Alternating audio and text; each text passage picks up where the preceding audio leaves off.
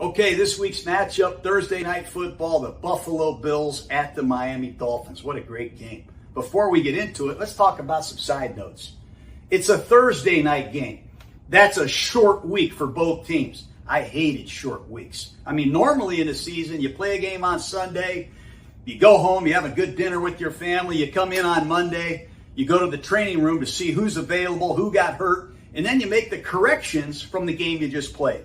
Tuesday is the player's day off, and then Wednesday, Thursday, Friday, you have 3 hard-nosed practices getting ready for your next ball game, but not on a Thursday night game. You play that game Sunday, and you got to come in Monday and right away go downstairs and have a walkthrough on your next opponent. And then on Tuesday, you have another walkthrough. Wednesday morning, you get on the plane, and now you're playing a game. And I don't like it. What I really don't like about it is they're playing 2 games in about 4 days early in the season. Some of these players didn't play 1 snap in the preseason, not 1. Now we're asking them to play 2 full games in a 4-day period. I really don't like that. Knock on a grease board if you're with me. Anyways, it's going to be hot, and you got to take this into consideration. Humid hot, different than Buffalo. So it should affect Buffalo a little bit more than Miami, but I say bullshit to that. I used to coach for Tampa. It's hot in Florida. It's hot for both teams, but it is going to really affect the defensive line. Not only the starters, but these backup defensive linemen, they've got to be ready to come into this game, substitute, and play their butts off. That's going to be a huge key to watch. There's a lot of familiarity in this game, a lot. Both these teams know each other. They play twice a year. Buffalo has won 11 out of the last 12. And I think the familiarity favors Buffalo because they have the same offensive coordinator, the same defensive coordinator, where Miami doesn't. They got a brand new defensive coordinator, Coach Weaver, so there's not quite as much familiarity on their side of the ball. It's a huge rivalry, but I think Buffalo understands the rivalry better because they've won 4 in a row and 11 out of the last 12, and there's a certain degree of confidence that they got to have getting off the bus in Miami. There are some key injuries.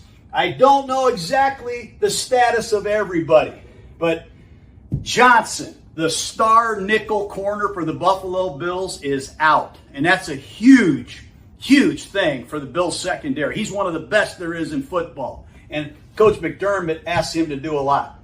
Both Miami running backs are beat up a little bit, perhaps game time decisions. That'll be interesting to keep an eye on. If I were coaching in this game, I would use a no-huddle offense because we have veteran quarterbacks.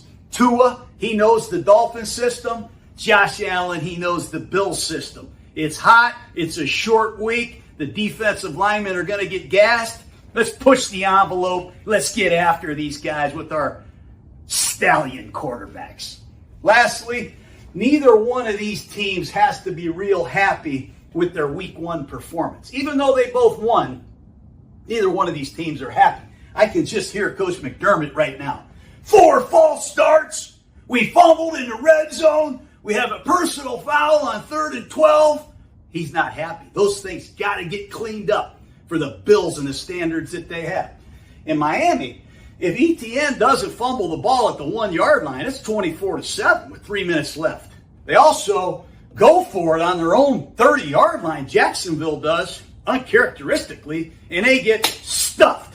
And then they drop a pass. Jacksonville had every chance to win that game. So both of these teams got to show improvement on Thursday night. The Buffalo Bills defense has a great challenge against the speedy Miami Dolphins. And they're led by their defensive head coach, Sean McDermott. He's outstanding. He's done an excellent job over the years surrounding themselves with football junkies, physical guys that are tacklers in space. They are dealing with 2 new starting safeties this year. Micah Hyde is a free agent. Jordan Poyer left and went to Miami.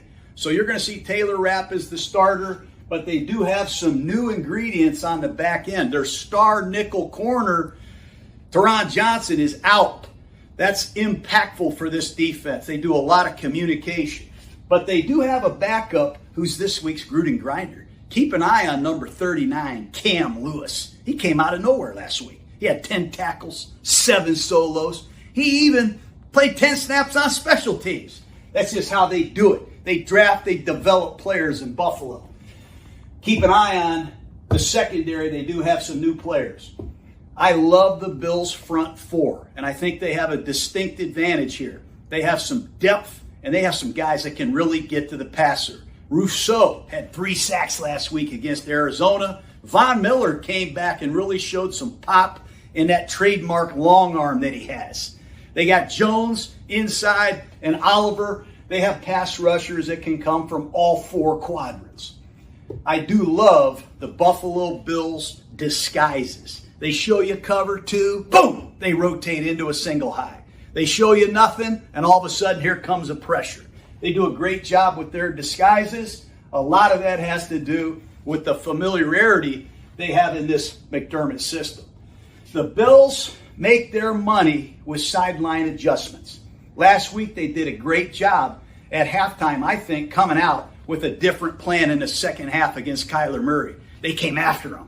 They didn't mush the rush all the time. They really mix it up. They have a deep playbook, and they're not afraid to call it. Defensive coordinator Babich does a great job. And finally, they have a linebacker who could be an all-pro Gruden grinder, Bernard. He's a sideline-to-sideline tackler. He never comes off the field. I believe he wears the green dot, and he's able to make a lot of split-second adjustments during the course of the game. Remember this, if it comes down to crunch time, late in the game, 2-minute drill, they're going to blitz. They're going to bring extensive blitzes to try to win this game, just like they did last week against Arizona. Now, when you watch the Buffalo Bills on offense, it's all about Josh Allen, their great quarterback. His production is incredible. Last year, 29 passing touchdowns, 15 rushing touchdowns. He does an unbelievable job in short yardage situations. He's going to stop the game. He's going to tell everybody at home, hey, I'm running a quarterback sneak. Stop me. You ain't going to stop him. In the tight red zone, he calls his own number. I mean, if you cover down on all these weapons that he has, he'll just tell the center, snap me the ball. And they'll block out, they'll block down, they'll go block the linebacker, and they'll pull their Pro Bowl tackle Dawkins, and they'll just run right up in there for touchdowns. He had 15 rushing touchdowns, had 2 last week.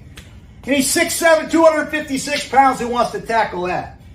They have 3 very good backs. I love Cook. Cook can run it, he can catch it, he's very elusive. Over 1,100 yards last year, impacted the game last week. Johnson comes off the bench, he's a slasher. And the rookie, fantasy football fans at home, don't forget Ray Davis. He came in there last week in the third quarter. Boy, he looked good. I'd be surprised if McDermott doesn't keep sharing the ball with all of them. Can Buffalo handle the blitz a little bit better? If I was going to be critical about one thing, I just don't think they pick up blitzes very well, and I think Miami is coming on a short week. Anthony, I can't wait to see it. But at the end of the day, I got to pick somebody. So when I was playing the Bills years ago, I learned this song. Hey, hey, hey, hey, hey, hey. Let's go, Buffalo! Let's go, Buffalo! You guys aren't worth a hoot, man. Hi, everyone. Exclusive from Las Vegas, Tommy Mack, a legendary pro NFL analyst with over 30 years of experience, brings his unparalleled insights directly to you.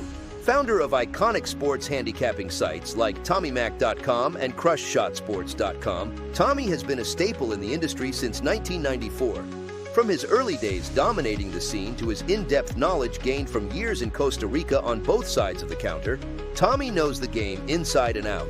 Get access to his expert analysis for the entire NFL season with a one-time season ticket pass to the Winner's Circle for just $49.99 all season long. Stay updated in real time with live game day action by following us at x.com/odds911. Don't miss out. Join and win at odds911.com today.